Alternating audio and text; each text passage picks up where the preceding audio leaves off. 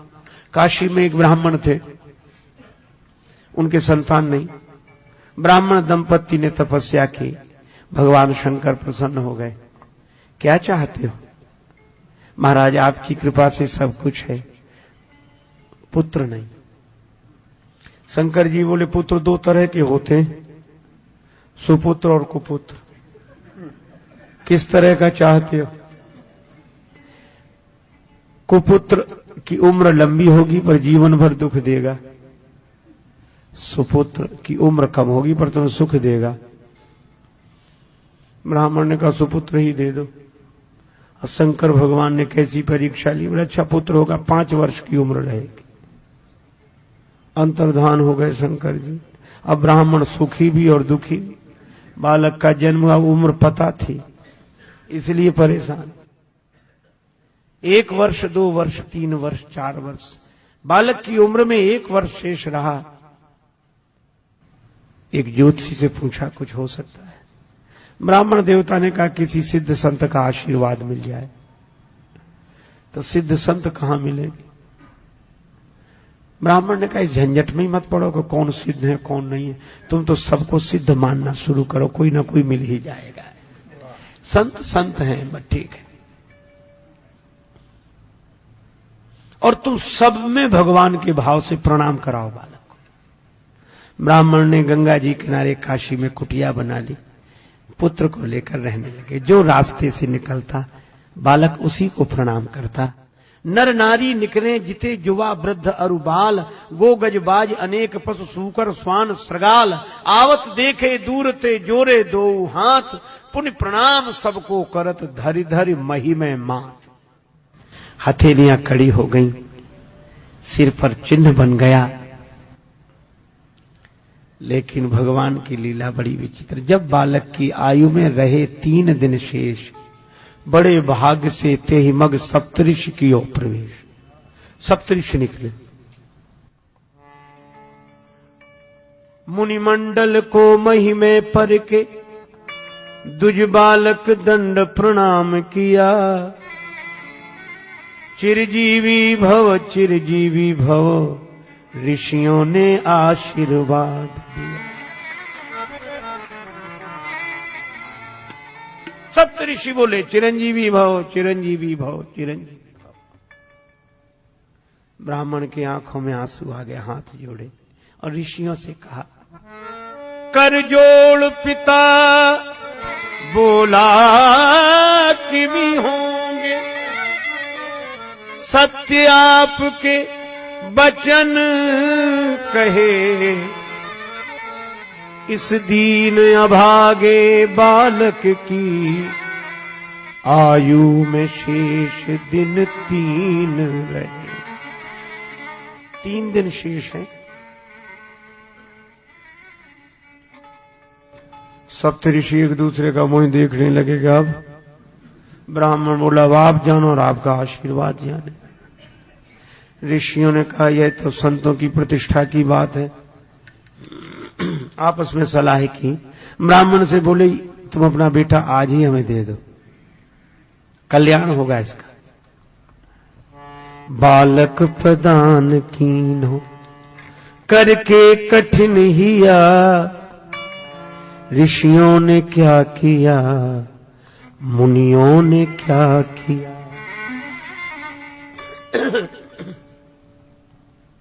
सप्तऋषि उस बालक को लेकर दूसरे दिन ब्रह्मा जी के यहां पहुंचे। कुछ नहीं कहा, सप्तऋषियों ने प्रणाम किया, पीछे उस बालक ने भी जैसे ही प्रणाम किया तो ब्रह्मा जी भी बोले चिरंजीवी भव, चिरंजीवी भव।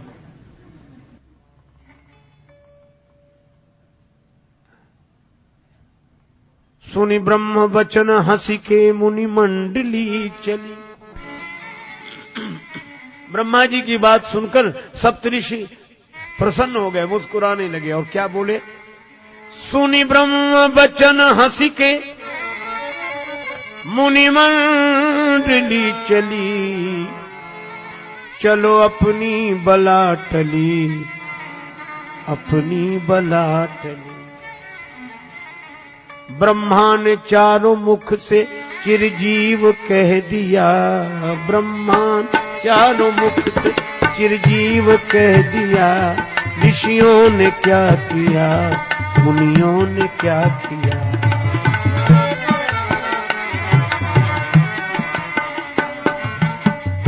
ब्रह्मा जी बोले क्या बात है। सप्तऋषि बोले इस बालक की आयु में 2 दिन शेष हैं, 2 दिन।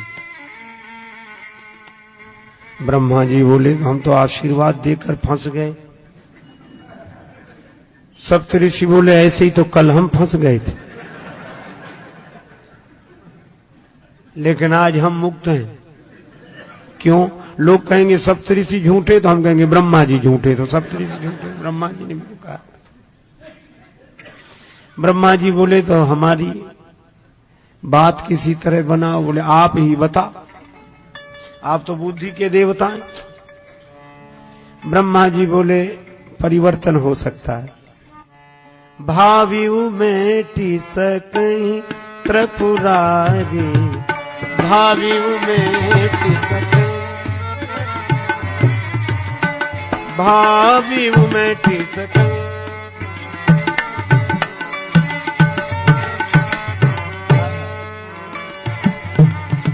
मेटि सकहि सकहि सकहि। भावी शंकर जी मिटा सकते हैं। वही चलो। तीसरे दिन सवेरे सवेरे ब्रह्मा जी सप्तऋषि वह बालक शिवलोक में।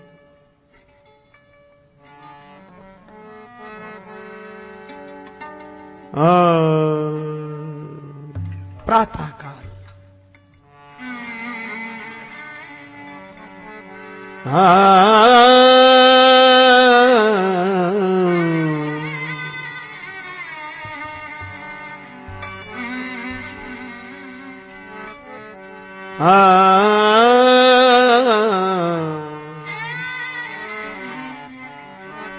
शीस गंग अर्धंग और शीस गंग अर्धंग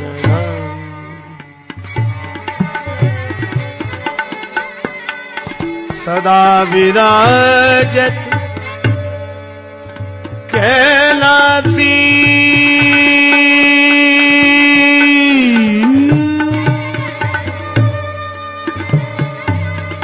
बैठे हैं शिव अविनाशी।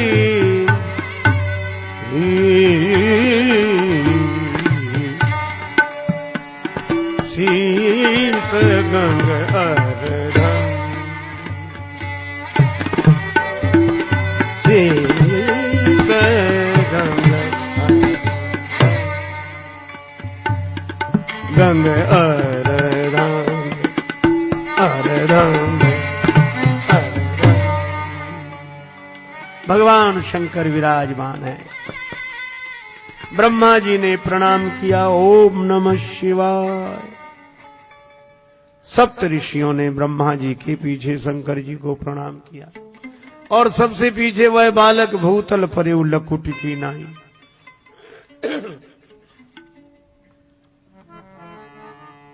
शिव ने विनीत हंस के मुख पंच से कहो, चिरजीव सुत रहो चिरंजीव सुत रहो। अब तो ब्रह्मा जी खुश हो गए, कब हमें भी कोई डर नहीं। ब्रह्मा का भार भोले बाबा ने ले लिया, ब्रह्मा का भार भोले बाबा ने ले, भोले बाबा ने, भोले बाबा ने ले लिया। ऋषियों ने क्या किया, मुनियों ने क्या किया। शंकर जी बोले बात क्या है? कहा आप जानो, एक दिन बचा है इसकी उम्र में, एक दिन शेष है।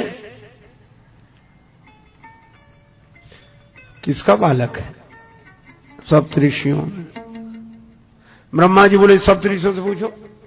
सप्तऋषि बोले काशी के उस ब्राह्मण का। शंकर जी बोले यह तो हमारे ही आशीर्वाद से, वरदान से दिया हुआ पुत्र है। ब्रह्मा जी बोले तब तो और बढ़िया बात बन गई। भावियों मेट सकहीं त्रिपुरादि, काल से तो महाकाल ही बचा सकते हैं। करालम महाकाल कालम कृपालम। देवादिदेव भगवान शंकर ब्रह्मा जी से सप्तऋषियों से बोले आप लोग जाओ, इस बालक को यहीं छोड़ जाओ।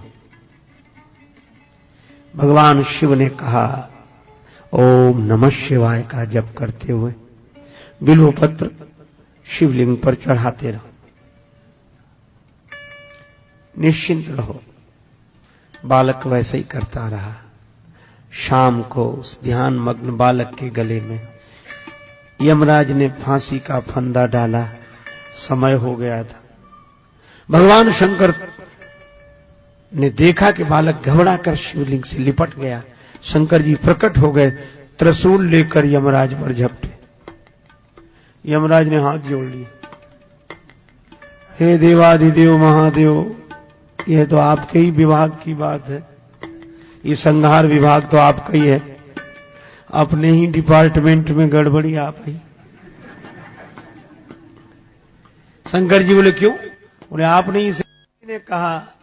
यमराज बोले कि 5 वर्ष की उम्र आपने ही दी है, सो पूरी हो रही है। शंकर जी बोले यह बताओ इस बालक को उम्र तुमने दी है कि हमने? यमराज बोले आपने। तो कहा इसकी उम्र तुम्हारे हिसाब से पूरी होनी चाहिए कि हमारे हिसाब से? यमराज बोले कि सरकार का हिसाब सुनना चाहते। शंकर जी बोले सुनो, क्रमशः कलयुग, त्रेता, द्वापर, त्रेता, सतयुग, एक एक युग से बड़े हैं। सतयुग सबसे बड़ा है, और ये युग एक बार हो जाए तो मनवंतर, कल्प। और ब्रह्मा जी की आयु में ऐसे बीतत कल्प अनेक, ब्रह्मा जी की आयु में बीतत कल्प अनेक, और 10 ब्रह्मा बीते बने शंकर का दिन एक।